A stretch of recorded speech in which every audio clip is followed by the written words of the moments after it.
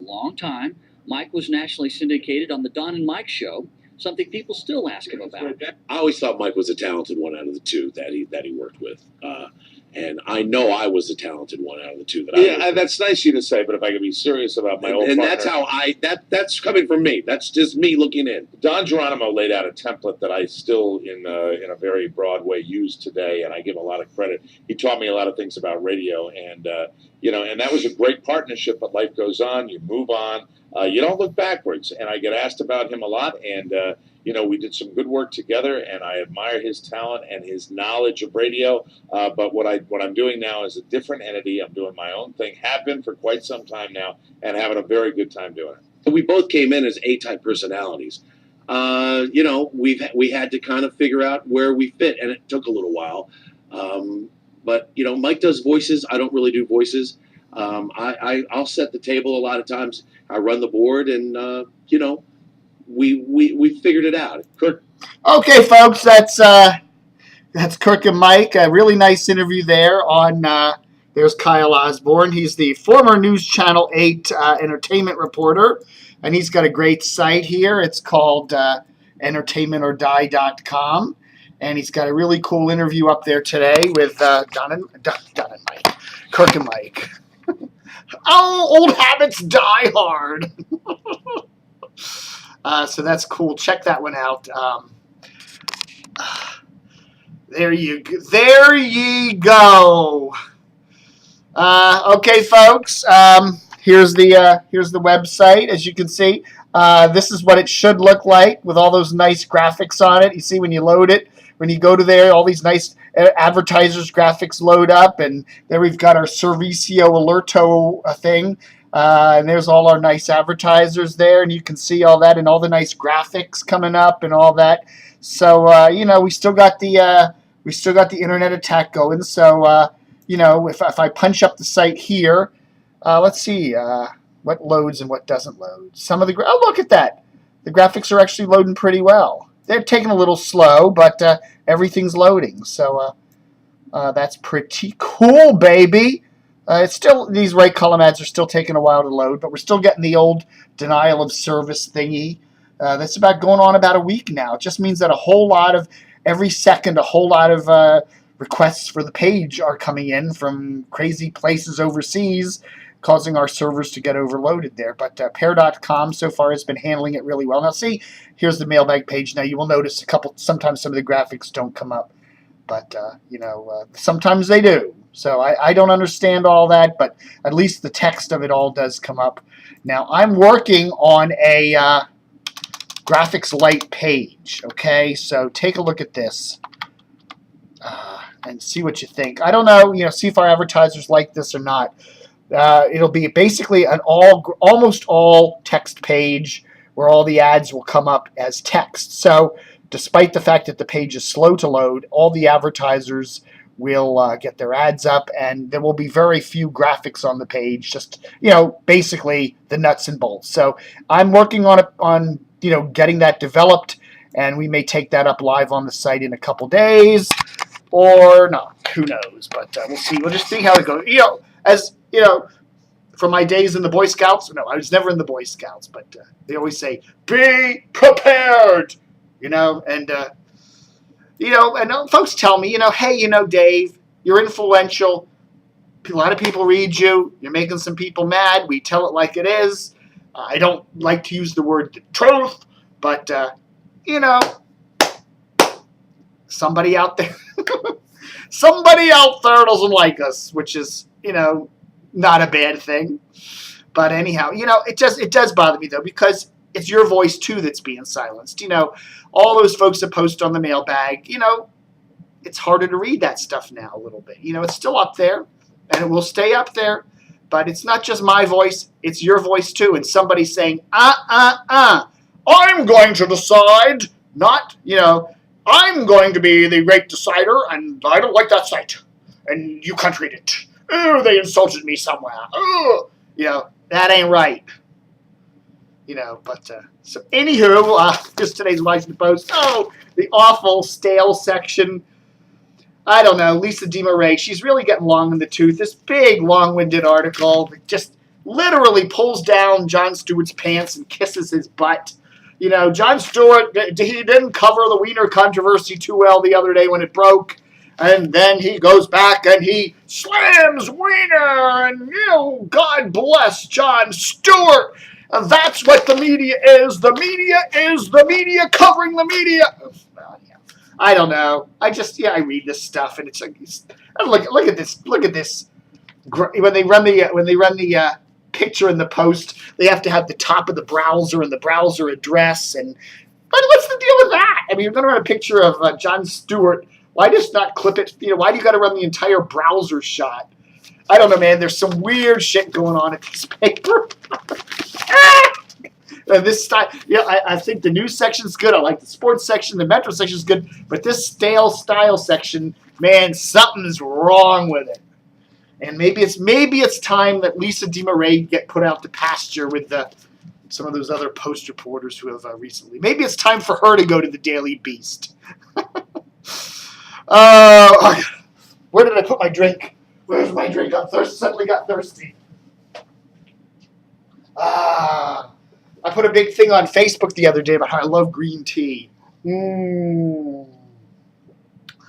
I got a whole bunch of people telling me some really good green tea. So there. What's the big news today? Friday, the 10th of June. Ed Kelley, a veteran journalist, editor, and reporter, has been named the new editor of the Washington Times. If anybody cares, does anybody read that stupid paper anyway? You know, it's probably has a circulation now of 20,000.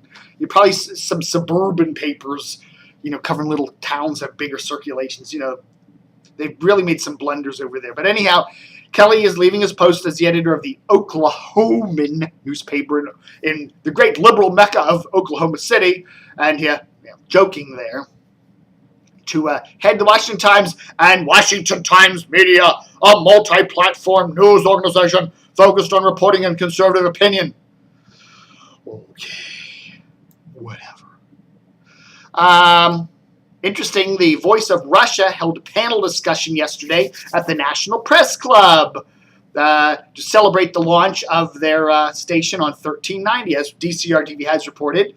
The English language Voice of Russia is being aired 24/7 on 1390 AM out of Arlington, which is the old Wien. You know, if you were here 40 years ago, that's where you heard your rock and roll, top 40. But WZHF it's now called, and you can hear that on 1390. And they've also got their buying time on the station, and they're also buying time on a station in New York. And we're also seeing China doing the same thing with a thing called China Radio International, which, as DCRTV has also reported, it's also being heard here in the Washington area on Wage. Leesburg's relocated Wage to Ashburn on 1190 AM. So if you want to listen to the voices of China and the voices of Russia in English, you can tune to 1390 and 1190. You know, honestly, when I'm in the car, stuck at endless red lights here in Northern Virginia, I'll flip on those frequencies. The programming isn't too awful. You know, it's okay. I've heard worse. Oh, what the heck. Tony Kornheiser, apparently, you know, is going to be taking another one of his extended vacations. He's going to be leaving for the entire months of July and August, and then taking up some other weeks in there too, taking off some other weeks. So he's going to be gone for something like 10 weeks, which is good. If you're running a radio show, take 10 weeks off. That's good, right? There's a lot of rumblings that maybe Tony and the owner of ESPN 980, Dan Snyder, and the programming people, you wonder, you know, they're paying Tony a lot. Tony obviously gets a lot of money, and his ratings are okay. They're not great. They skew old. JFK's kind of beating them to the punch in middays with Mike Wise and Holden Kushner, or Holden Caulfield, or Kushner Caulfield, or what the hell is his name? I don't know. William Holden Colden Kushner. Anyhow, they're beating him to the pants with the advertisers and the ratings. And it's like, you know, they're probably saying to Tony, we love you, but, you know, we're tired of paying you all this money. And Red Zebra, which owns WTEM, ESPN 980, has made a lot of budget cuts lately. And I'm sure they're thinking, is Tony really worth it? We'll see. Will Tony show up in the fall? Will he be heard in the fall? Probably, but there's an element of doubt. So, we shall see. Julie Parker is leaving Channel 7 WJLA. She's a reporter there. She's been there since 2002. She also co-hosts the Parker and Parker sports show on Sister News Channel 8. She's leaving later this month, and she'll be joining the PG, Prince George's County Police Department, where she will be the Director of Public Affairs. So when there's another murder in Prince George's County, sadly, there's too many murders in Prince George's County, and there's another murder in Prince George's County, you will see a reporter from 4, 5, 7, and 9 sticking a microphone in her face, and she will be, giving us the deets. So anyhow, good luck to Julie. I never met her, but I'm sure she's a cool chick. Kelley Osbourne will be the new morning personality on 94.7 Fresh FM. She's the founder of CityShopGirl.com, a local shopping, fashion, and restaurant site. And she's going to be paired with some has-been guy from the afternoon, got bounced out of the afternoon gig over there at 94.7. So it's going to be the Kelley Osbourne Show with What's-His-Face on 94.7 starting June the 20th. Also, Mark Viviano. Mark is the sports director and the top sports anchor at Channel 13 in Baltimore, WJZTV. He's giving up his 10 a.m. to 1 p.m. radio show on 105.7 FM, The Fan in Baltimore, WJZFM. And basically he just says he's just tired. It's a long day. He's, has to do the late night newscast, and he has to get up early to do the radio show, and he's just tired of working so hard. And so he's giving it up. So that's that. Okay. Tip of the hat to Roger Mudd. Long time, remember him, CBS anchor after Walter Cronkite. There was Roger Mudd there, and Walter filled in for Walter Cronkite back in the 70s. And big name at CBS News. Roger Mudd's wife, EJ, passed away this week in McLean, where the couple lived. She was 83. A story I'll always tell you. My dad and I, when we first moved here in the early 70s, Dad wanted to get some carpet, and we went to some carpet warehouse in Vienna, Virginia there. And we're walking around, and there's Roger Mudd wearing orange pants. we never, that's the story my dad told. Oh, we saw Roger Mudd, and he's wearing orange pants.